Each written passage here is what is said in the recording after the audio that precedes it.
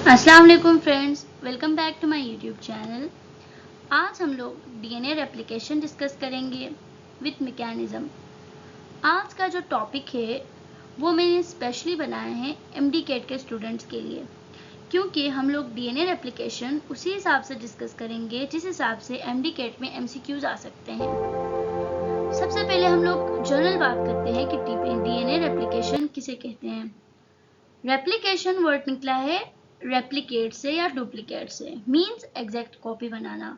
DNA replication एक ऐसा process है जिसके थ्रू डीएनए अपनी एक एग्जैक्ट कॉपी बनाता है। डीएनए रेप्लिकेशन के एडवांटेजेस क्या हैं? डीएनए रेप्लिकेशन हेल्प करता है इनहेरिटेंस में। Inheritance means transmission of characteristics from parents to their young ones. So हम लोग अभी हम स्टार्ट करते हैं beginning of DNA replication. DNA replication की बिगनिंग या स्टार्टिंग पॉइंट कौन सा होगा? पूरे डीएनए मॉलिक्यूल पे कुछ न्यूक्लियोटाइड के स्पेसिफिक सीक्वेंसेस होते हैं जहां से रेप्लिकेशन के प्रोसेस ने स्टार्ट करना है। डीएनए रेप्लिकेशन का जो प्रोसेस है वो बहुत ही कॉम्प्लेक्स है, इसीलिए इसमें बहुत सारे एंजाइम्स इन्वॉल्व होते हैं। अब हम लोग one by one enzymes discuss करेंगे। सबसे पहला एंजाइम है हेलिकेज।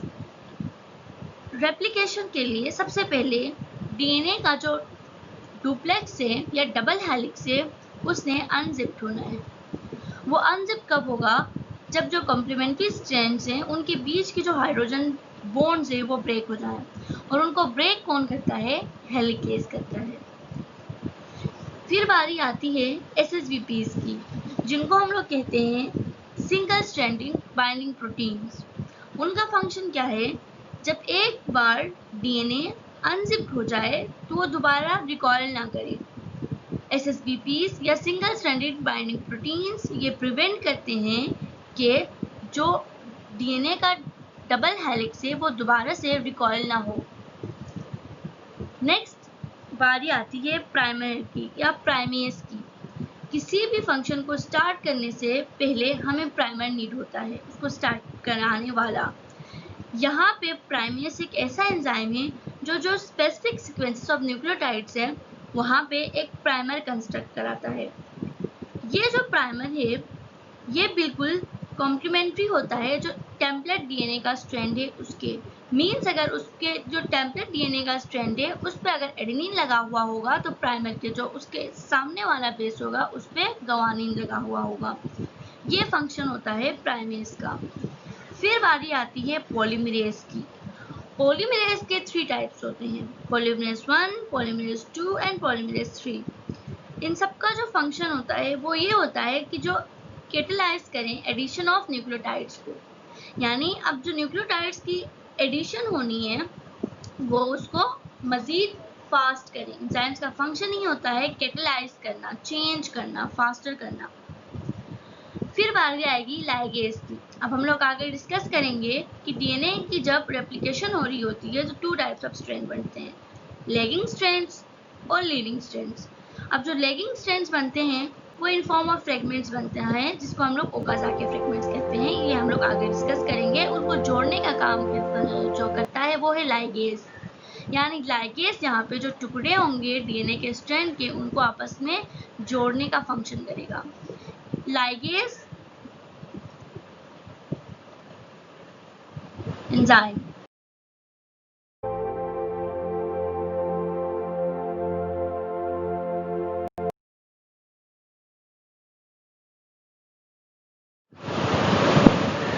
अब हम लोग बात करते हैं मैकेनिज्म की। रेट ऑफ रेप्लिकेशन की हम लोग यहाँ पे डिस्कस करेंगे। आरएनए पॉलीमरेज 3 की प्रेजेंस में जो रेट ऑफ रेप्लिकेशन है वो 1000 न्यूक्लियोटाइड्स पर सेकेंड होगी। मीन्स कि वो 1000 न्यूक्लियोटाइड्स को 1 सेकेंड में डीएनए के साथ लाके जोड़ेगा। डीएनए पॉलीमरेज खुद ही से जो सिंथेसिस ऑफ रेप्लिकेशन है या सिंथेसिस ऑफ कॉम्प्लीमेंट्री स्ट्रैंड है वो नहीं, उसकी सिंथेसिस इनिशिएट नहीं कर सकता, इसलिए इसको प्राइमर की नीड होती है। ये उसी के साथ जो न्यूक्लियोटाइड के सीक्वेंसेस है उनको ऐड करवा सकता है जो ऑलरेडी जो कॉम्प्लीमेंट्री स्ट्रैंड है या टेम्पलेट स्ट्रैंड है उसके साथ बॉन्ड बनाए हुए हों। रेप्लिकेशन ऑलवेज प्रोसीड करेगी from 5 prime end to 3 prime end. Means ये डीएनए का जो 3 प्राइम एंड है वहां से न्यूक्लियोटाइड के सीक्वेंसेस जोड़ना शुरू करेगा और जहां पे डीएनए का 3 प्राइम एंड होगा वहां पे प्राइमर या जो अगेन दूसरा जो डॉटर बनने वाला है, जो स्ट्रैंड बनने वाला है या कॉम्प्लीमेंट्री स्ट्रैंड बनने वाला है टेम्पलेट से, उसका 5 प्राइम एंड होगा। तो कभी भी रेप्लिकेशन प्रोसीड करेगी वो कहाँ से करेगी? 5 प्राइम टुवर्ड्स 3 प्राइम एंड। उसके बाद रेप्लिकेशन हमेशा शुरू होती है रेप्लिकेशन फॉर्क से। रेप्लिकेशन फॉर्क वो जगह है जहाँ पे अनजिप होने के बाद आहिस्ता आहिस्ता डीएनए खुल रहा होता है। पूरा डीएनए जो है वो एक साथ नहीं खुलता, बल्कि उसके पार्ट्स पहले खुलते हैं, वहां पे फिर बॉन्डिंग होगी, फिर दोबारा खुलेंगे, फिर यहाँ पे मजीद बॉन्डिंग होगी। वो आराम आराम से करता है। सो रेप्लिकेशन फॉर्क से कभी भी रेप्लिकेशन शुरू होगी। वर्किंग ऑफ डीएनए पॉलीमरेज तो हम लोग पहले से ही डिस्कस कर चुके हैं।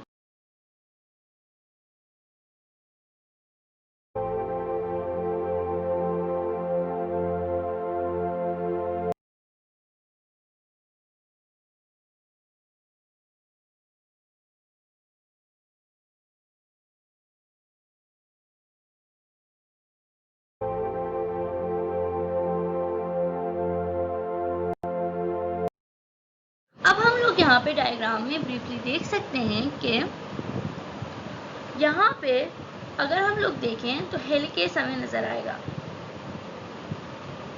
हेलिकेस क्या करेगा? जैसे कि हम पहले डिस्कस कर चुके हैं, हेलिकेस यहाँ पे अनजिप करेगा या ब्रेक करेगा हाइड्रोजन बॉन्ड्स को। फिर उसके बाद यहाँ पे रेप्लिकेशन फॉर्क की फॉर्मेशन होगी।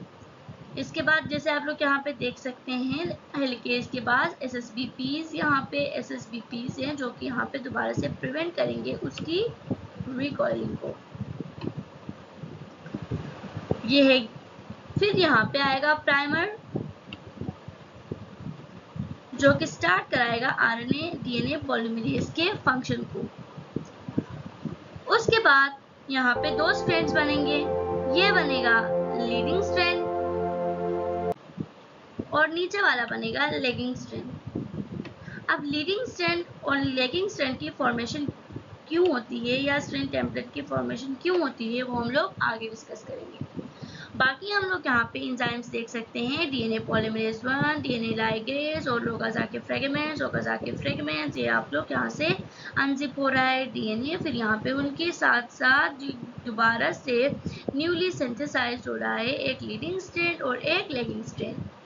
डीएनए रेप्लिकेशन का जो प्रोसेस है वो सेमी कंजर्वेटिव मॉडल या सेमी कंजर्वेटिव प्रोसेस है, क्योंकि इसमें एक जो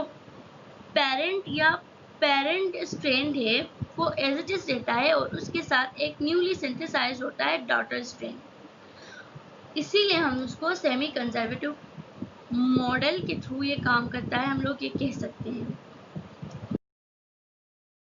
ये फॉर्मेशन ऑफ ओकाजाकी फ्रेगमेंट्स या डीएनए रेप्लिकेशन फॉर्क की। जैसे कि हमें पता है कि जो रेप्लिकेशन होनी है वो डीएनए के 3 प्राइम एंड से शुरू होके 5 प्राइम एंड तक जानी है। जब यहाँ पे इसका 3 प्राइम होगा तो यहाँ पे 5 प्राइम होगा। अब अगर लीडिंग स्ट्रैंड की बात करें, इसने वैसे भी टुवर्ड जाना है 5 to 3, तो इसके लिए कोई मसला नहीं है, वो आराम से आगे तक जा सकता है, इसलिए ये कॉन्टिन्यूअस होगा। अगर हम लोग बात करें लेगिंग स्ट्रैंड की, तो lagging strand unlike leading strand बिल्कुल डिफरेंट है। अब हमें पता है इसने जो अपना फंक्शन शुरू करना है वो 5 prime end to 3 prime end करना है। तो सबसे पहले यहाँ पे प्राइमर अटैच्ड होगा, ये अपना फंक्शन शुरू करेगा 5 प्राइम टुवर्ड्स 3 प्राइम। अब उतना पार्ट जहाँ का उसने रेप्लिकेट करना है, अगर वो जब रेप्लिकेशन कंप्लीट हो जाएगी फिर ये प्राइमर दोबारा से यहाँ जाएगा, यहाँ से जाके दोबारा फिर 5 टुवर्ड्स 3 इसकी रेप्लिकेशन को प्रोसीड कराएगा। उसके बाद यहाँ जाएगा। जो आरएनए का प्राइमर है या प्राइमेज है उसके अंदर 10 न्यूक्लियोटाइड सीक्वेंसेस होते हैं। वो 10 न्यूक्लियोटाइड सीक्वेंसेस का एक स्पेसिफिक सीक्वेंसेस होते हैं जो जाके अटैच होते हैं 100 न्यूक्लियोटाइड्स या 1000 न्यूक्लियोटाइड्स पहले जाके, ताकि वहाँ से आगे दोबारा से उनकी रेप्लिकेशन हो सके या जो रेप्लिकेशन का जो प्रोसेस है वो प्रोसीड हो सके। ये आप लोग जो देख रहे हैं इसको हम लोग रेप्लिकेशन फॉर्म कह रहे हैं। यहाँ से डीएनए की जो न्यूली सिंथेसाइज्ड लीडिंग स्ट्रैंड है वो फॉर्म होता जाएगा और यहाँ से डीएनए अनजिप्ड हो जाएगा। इसी तरह डीएनए की रेप्लिकेशन होगी और लास्ट में हमने जो लाइगेज की बात की वो इन ओकाज़ाकी फ्रेगमेंट्स को आपस में जोड़ेगा और एक पूरे कंटिन्यूअस दोबारा से स्ट्रैंड बनाएगा।